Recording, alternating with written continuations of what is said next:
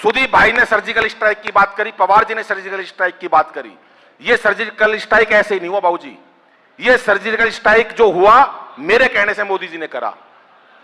ऐसे मत देखो सबकी दृष्टि से बाबूजी, मैंने 4 पंक्ति लिखी थी जब मोदी जी ने सर्जिकल स्ट्राइक करी। वहां का परेशान हो गया वहां का राष्ट्रपति। उन्होंने कहा हिंदुस्तान इतना बड़ा देश है, मिलिट्री चीफ को बुलाओ, पता करो कि हिंदुस्तान इतना बड़ा देश है, आखिर कौन से प्रांत वालों ने सर्जिकल स्ट्राइक करी। मिलिट्री चीफ कह रहा जी मेरे को पता है। बोले किसने करी? बोले हरियाणा के लोगों ने करी। बोले हरियाणा के सैनिकों ने करी, तेरे को कैसे पता हरियाणा के सैनिक थे? बोला एक सैनिक दूसरे से कह रहा था, मार साले का रैपटा। तभी तसल्ली हो गई। बोले जी अब एक हमारी आखिरी फरियाद सुन लो। बोले क्या?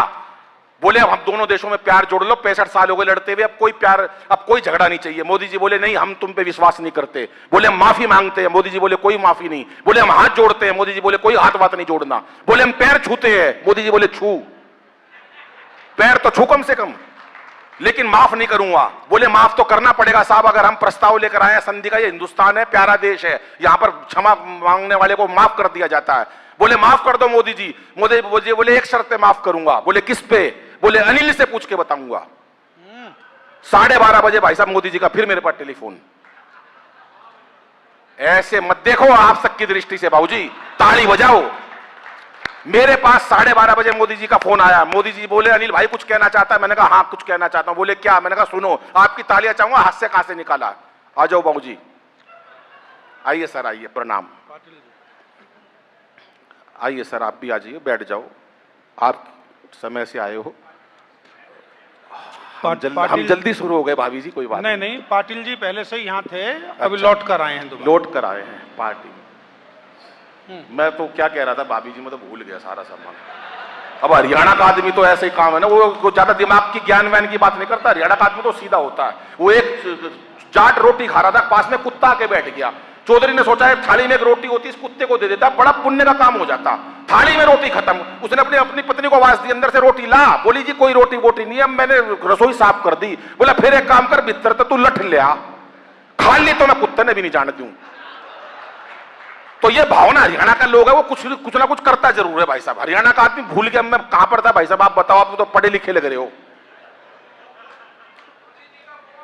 हाँ, मोदी जी का 12:30 बजे फोन आया। बोले अनिल भाई कुछ कहना चाहता है? मैंने कहा हाँ मोदी जी सुनो, कि जन धन योजना को कुछ दिन भूल जाओ, लाहौर कराची में ही खाते खुलवाएंगे। ताली नहीं बजाई, खाते खुलवा दिए लाहौर में।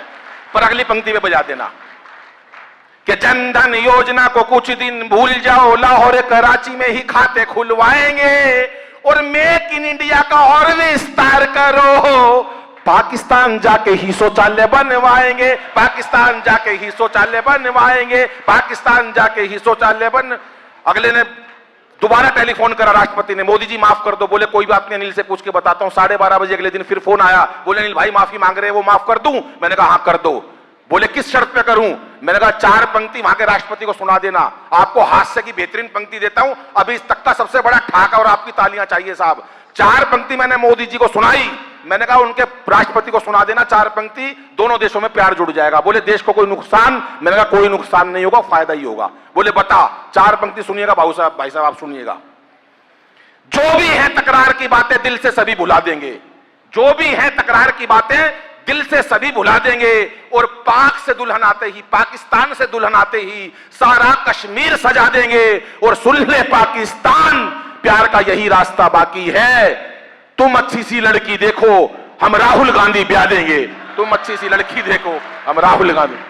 मैंने राहुल गांधी की शादी करवा दी है, बाबूजी भी आए हैं मिलाई लेने। आ जाओ भाई टाइम से, ठीक है चलिएगा साहब।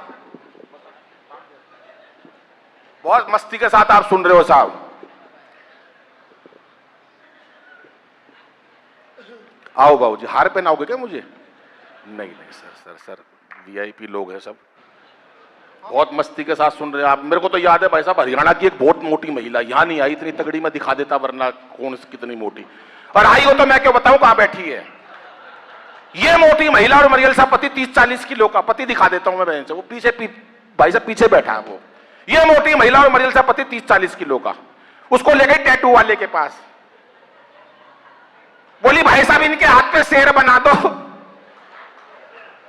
अब टैटू वाला हरियाणा का था, उसने पहले पति देखा मरियल सा, भाई साहब इतना सा पति 40 किलो का, इतनी सी उसकी कलाई, बोला इस पे बनवाएगी जंगल का राजा,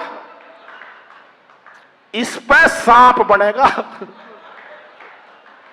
और ये सांप भी फन वाला नहीं बन सकता, इसके मरा हुआ सांप बनेगा, ऐसे लंबा पड़ा हुआ। और ये सांप इसी साल बनवा लियो, नहीं अगले साल केचुआ बनाना पड़ेगा। बहुत अच्छे। हरियाणा की बिल्कुल विशेष बात रहती है, वहां की तो सास की बात बता रहे थे, अभी जंगली ठीक है, सास की बात बता रहा हूं भाई साहब। वो एक बुढ़िया मेरे को याद है, अपने पोते को खिला रही थी, ऐसे लाड़ लड़ा रही थी, मेरा लाल मेरा चंदा, वो चंदा हाथ से छूट के नीचे गिर गया, अब चंदा के खून निकल गया है। अब बहू आई और अपनी सास से कह रही है, बहू कह रही है अपनी सास से, सासू माता तुम्हारी वजह से मेरे बेटे का चोट पहुंची है, आज के बाद मेरे बेटे का हाथ मत लगा दिए। अब वो सास भी छठी हुई थी बंगलोर की, बोली सुन ले बहू, मैं तेरे बेटे का हाथ नहीं लगाऊं, पर तू मेरा बेटा मत छेड़ दिए। तालियां थोड़ी बजाइए भाई साहब, ताली बजाइए। वाह, ये मस्ती की बात आती है अनिल, बहुत अच्छे। बहुत बढ़िया आप सुन रहे हैं भाई साहब, तमाम लोग बैठे हैं, क्योंकि साहब हंसना बहुत जरूरी है। आजकल के टाइम में चेहरों पर तनाव बहुत हो गया, लोग हंसी को भूलते जा रहे हैं। एक डॉक्टर ने 2 पंक्तियां बाहर लिखी थी हॉस्पिटल के बाहर कि हंस बोल लेते दिल खोलकर यदि यारों के साथ, हंस बोल लेते दिल खोलकर यदि यारों के साथ, तो हमें ना खोलना पड़ता यूं औजारों के साथ। लेकिन आज साहब बोलचाल बंद हो गई है, लोग हंसने से कतराने लगे हैं। टेंशन का क्या बाबूजी, टेंशन तो कहीं से भी ले लो, टेंशन का कोई हिसाब किताब नहीं है। मैं आपको एक सच्ची बात बता रहा हूं, आप सड़क पे जा रहे हो, बिना जान पिछाड़ किसी को नमस्ते करके निकल जाओ, साला का टेंशन हो जाएगी। ये था कौन जो नमस्ते करके भाई साहब, कभी भी करके देख लेना भाई साहब। अच्छा, पति साथ में और कोई दूसरी महिला, पति साथ में और कोई दूसरी महिला पति को नमस्ते कर दे, और लुगाई देख ले, 1 महीने टेंशन बता कौन थी वो चुड़ैल जो तेरे को नमस्ते करके गई है भाई। इसलिए टेंशन का कोई हिसाब नहीं है, मस्ती बड़ी मुश्किल से मिलती है। लेकिन मैं 4 पंक्तियां बेटियों के लिए कहना चाहता हूं, बहनों के लिए और माताओं के लिए कहना चाहता हूं, क्योंकि गर्भ में हम बेटियों को मारने लगे हैं साहब। जब 4 पंक्तियां कहता हूं कि इसे बेटा बना पालो तो ये इतिहास छू लेगी। बेटी के लिए 4 पंक्तियां कहता हूं कि इसे बेटा बना पालो तो ये इतिहास छू लेगी, करो विश्वास बेटी पर तो ये विश्वास छू लेगी, कभी जीवन में बेटी को नजरअंदाज मत करना, जरा से पंख खोलोगे तो ये आकाश छू लेगी, जरा से पंख खोलोगे तो ये आकाश छू लेगी। भाई अनिल बहुत अच्छे। ये मीरा की अमर भक्ति, जहर से मर नहीं सकती है, झांसी वाली रानी है किसी से डर नहीं सकती, मदर टेरेसा लता हो कल्पना या सानिया मेरी, असंभव क्या है दुनिया में जो नारी कर नहीं सकती, असंभव क्या है दुनिया में जो नारी कर नहीं सकती। हर काम नारी कर सकती है, हर काम लुगाई कर सकती है, भाई एक काम है जो नारी कभी नहीं कर सकती। कभी भी देख लेना भाई साहब, दमकल विभाग, फायर ब्रिगेड स्टेशन में कोई महिला काम नहीं करती, क्योंकि आग बुझाना लुगाइया का काम कौन है, ये तो लगा सके है बस भाई साहब। और ये 4 आदमी ताली बजा रहे हैं, इनके घर में लगी पड़ी है।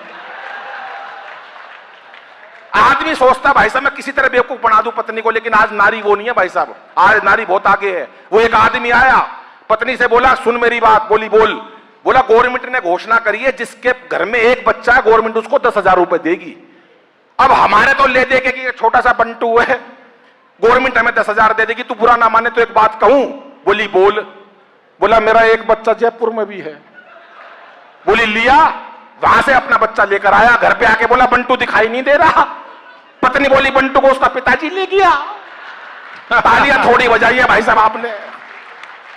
एक अंतिम हास्य कविता सुनाकर अपना स्थान लेता हूं। बहुत मस्ती से आप बहुत बढ़िया सुन रहे हो, इस व्यवस्था के बाद भी आपने व्यवस्था बनाई, मैं आपको सैल्यूट करता हूं साहब। हरियाणा की मस्ती बताता हूं भाई साहब। वो एक का रिजल्ट आने वाला था, पिताजी ने साफ साफ कह दिया हाँ भाई तेरा रिजल्ट आने वाला, अगर फेल हो गया मेरे को अपना बाप मत कह दियो। अगला तो चाहता ही था नहीं कहना पड़े। बोला फेल हो गया मेरे को अपना बाप मत कह दियो, अगले दिन रिजल्ट आ गया। पिताजी बोले हाँ भाई रिजल्ट का क्या रहा? कह रहा छोड़ यार राम प्रसाद क्या करेगा पूछ के। ये हमारे हरियाणा की भाई साहब कल्चर है, विशेष बात है भाई साहब। मैं उसी एक कविता से जोड़ता हूं जो सब टीवी वाह क्या बात पर पूरे देश के अंदर बहुत सारे लोगों ने सुनी, बहुत प्यार मिला। आजकल बच्चे टेंशन में रहते हैं, छोटे छोटे बच्चों को हम तनाव देते हैं। अभी रिजल्ट आने का समय है, बच्चों के बहुत अच्छे नंबर आए हैं, इतने अच्छे नंबर आए हैं, लेकिन कुछ बच्चों ने आपने देखा होगा बहुत 80% पर भी लोग बच्चे गलत काम कर लेते हैं, सुसाइड कर लेते हैं। बड़ी बड़ी यूनिवर्सिटियों में ऐसा काम हो रहा है। तब कहीं मैंने हाथ से कहां से निकाला आप सुनिएगा साहब। कभी भी टेंशन में मत पड़ो। मैं पढ़ा स्कूल के अंदर, पढ़ा रहा, कभी नहीं पढ़ा, क्यों पढ़ो भाई साहब? ज्यादा पढ़ोगे तो क्या बन जाओगे? गवर्नर बन जाओगे, कोई फायदा नहीं। लेकिन अगर तीसरी में फेल हो गए कभी, तो अंतरराष्ट्रीय हास्य कवि अनिल अग्रवंशी कभी स्कूल से निकाल दो, सुदीप बोला।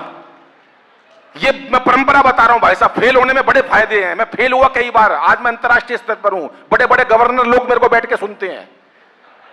ताली नहीं बजाई आपने, अच्छी बात बता रहा हूं मैं बहन जी आपको।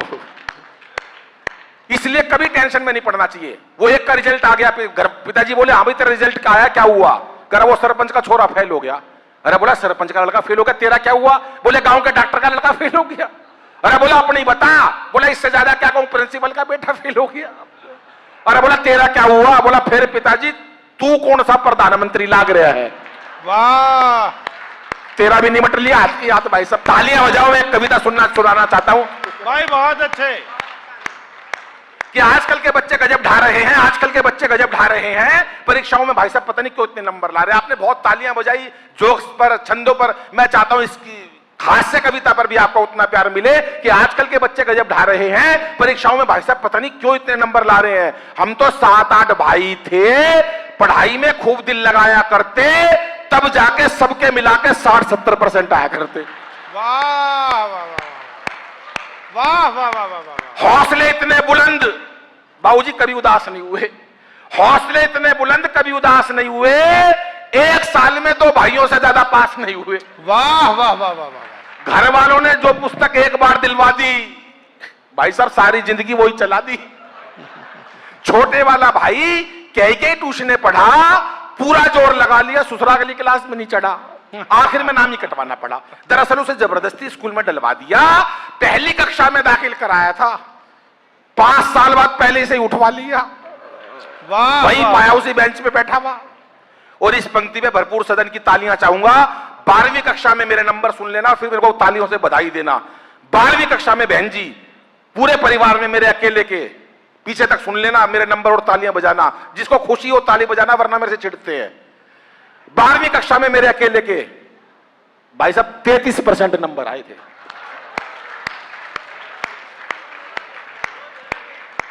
बताने में पसीना आ गया मेरे को, लाने में कितनी मेहनत करी होगी मैंने। 12वीं में मेरे अकेले के 33% नंबर आए थे। घर वालों ने जश्न मनाए थे। कैसे जश्न मनाए थे सुनो। जब मैं रिजल्ट देख के घर लौटा तो अद्भुत घड़ी थी। बड़ी बुआ दरवाजे पे आरती का थाल लिए खड़ी थी।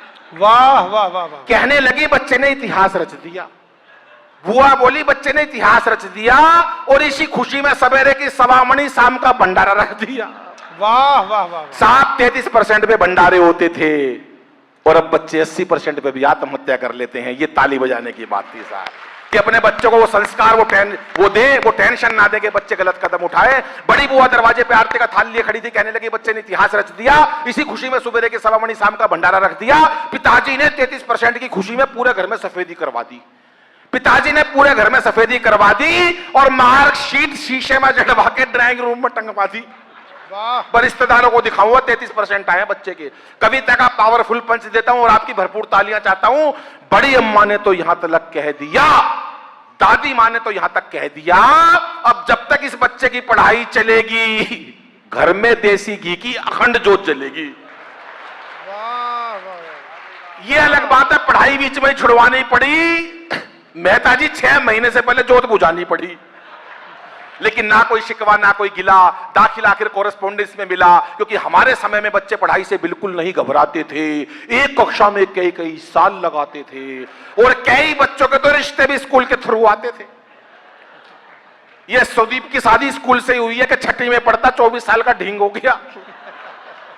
हमारे समय में बच्चे पढ़ाई से बिल्कुल नहीं घबराते थे, एक कक्षा में कई कई वर्ष लगाते थे। कई बच्चों को तो रिश्ते भी स्कूल के थ्रू आते थे, और भाई साहब कई बार तो सिलेबस तक एक्सपायर हो जाया करते।